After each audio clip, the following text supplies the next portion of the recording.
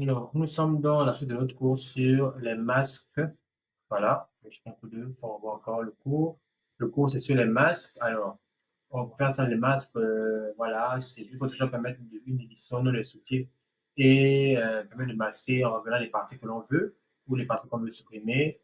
Donc, voilà. Donc, on va voir les masques de fusion et les masques vectoriels rapidement pour lesquels vous relire. Donc, on y va dessus. On va commencer par les masques de fusion. Pour faire apparaître un masque de fusion, déjà, il faut utiliser cette option qui est comme ça là. Voilà, vous choisissez le local ou l'image sur laquelle vous voulez faire votre travail. Vous sélectionnez ici. Voilà. Et le masque apparaît. Ce masque de fusion permet de quoi? Permet d'effacer certains éléments. Si je le laisse comme ça, je peux tout simplement prendre le pinceau et je vais venir, par exemple, avec le noir, faire disparaître certains éléments. Maintenant, en fonction de moi, je peux décider de rendre le pinceau plus mou ou plus dur selon mon besoin. Et si je vais, par exemple, remettre ce que j'avais effacé, je change, je viens sur le blanc et je fais réapparaître. C'est un peu d'abord l'utilisation la plus basique.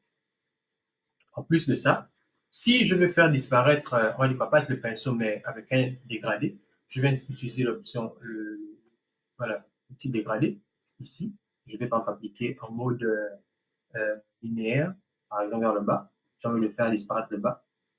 Pardon, parce que ça ne me dérange pas. Je fais, voilà, je fais ça. Paf. Non, pardon, une erreur. À quel niveau? Est-ce qu'il est blanc? Parfait. Donc, je viens. Tac, voilà. Vous avez vu, celui-là, ça n'a pas fait disparaître. C'est comment ça se remarque? Si j'avais par exemple un calque derrière ou une image qui devait être en arrière-plan, on pourra voir l'image qui est en arrière-plan. Donc, là, elle se voit, peu importe l'endroit. Donc, c'est une utilisation de la scène pour voir comment utiliser ça. Donc, que ce soit avec le pinceau, que ce soit avec le dégradé, vous pouvez avoir ce rendu-là. Je pense que c'est bon pour l'utilisation du calque ou masse pardon, de fusion. Maintenant, à la suite, nous voyons ce qu'on appelle le masque d'écrêtage. Donc, le masque d'écrêtage, comment ça se passe? Je vais revenir sur cette image-là. Donc, d'abord, pour le masque d'écrêtage, on va supposer que voilà, j'ai envie de modifier la couleur de cette cravate-là. Ce que je vais faire, c'est que je vais par exemple, je vais la modifier pour avoir toujours une double image. Pardon, une image. Windows J, dupliquer. Donc, dans cette image, je vais d'abord découper la partie qui m'intéresse. Je vais prendre l'outil de sélection d'objets. Je vais directement sélectionner ici et je vais récupérer mon image. Donc, alors, j'ai sélectionné, qu'est-ce que je fais? Je pense que ça peut aller. Hein? Donc, je vais créer un masque ici. Tac. Ça a récupéré seulement le masque. Donc, on peut seulement voir que la cravate. Voilà, ça me convient. Maintenant, ce que je vais faire, c'est que j'ai envie de prendre, voilà, je prends teinte saturation, modifier la couleur. Voilà, en modifiant la teinte, je vais augmenter la saturation, par exemple. Là, ça fait que tout. Remarquez le tout de la modification fait sur toute l'image. Je suppose que je vais par exemple avoir la cravate verte dans ce sens-là. Qu'est-ce que je vais faire? Je vais cliquer sur clic droit en étant ici, ça tombe là. Pardon. Clic droit. Non, désolé. Je vais cliquer ici, clic droit, et je viens sur masque d'écrêtage. Voilà. L'application ne se fait que sur la cravate. Donc là, quand je vais modifier la couleur, je vais aller sur du bleu foncé, du violet. Ouais. Je vais faire la même chose aussi. Hein. Je détourne le pantalon et je fais la même chose, un calque. Ouais. Je vais après me dire que bon, je veux mettre ça en noir et blanc. Je clique sur l'option noir et blanc. Je l'applique. Ça ne s'applique que sur l'image. C'est une façon d'appliquer que sur un seul élément l'effet qu'on veut atteindre. Donc, vous pouvez faire ça dans beaucoup de cas. Hein. Ça va vous aider pour changer la couleur de veste, d'habit, d'objet, quoi que ce soit. On passe au dernier qu'on va voir, c'est le masque vectoriel. Lui, c'est pour les objets. Plus on va prendre pour récupérer les éléments. Qu'est-ce que je vais faire? Comme d'habitude, je crée aussi un calque ici. Tac, je l'ai créé. Mais je vais remarquer ici, ce qu'on appelle le tracé. On va utiliser ça tout à l'heure. Je vais créer encore un deuxième calque. Tac. Et quand je crée ce deuxième calque là, ici, il y a un tracé qui est créé. Donc, qu'est-ce qui se passe? C'est que je vais maintenant faire avec la plume, je vais récupérer l'élément que je vais sélectionner. Qu'est-ce que je fais? Je viens ici, je prends ça, je vais récupérer. Vous allez remarquer que ça a disparu, pas de panique. Je viens ici sur propriété. Propriété, je vais faire baisser la densité pour qu'on puisse voir. Donc, tac, tac,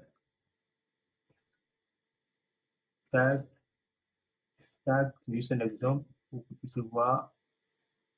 Voilà. L'élément est sélectionné. Je vais remettre la densité. Voilà. Il est sélectionné. Bon, ici, c'est un outil qu'il faut garder. On va dire quoi? J'ai oublié de vous dire ça de l'autre côté. Si on revient juste en arrière, ici, quand je travaillais, quand il y a cette option-là, ça veut dire que les deux sont liés. Quand c'est lié, c'est là. Quand c'est pas lié, voilà.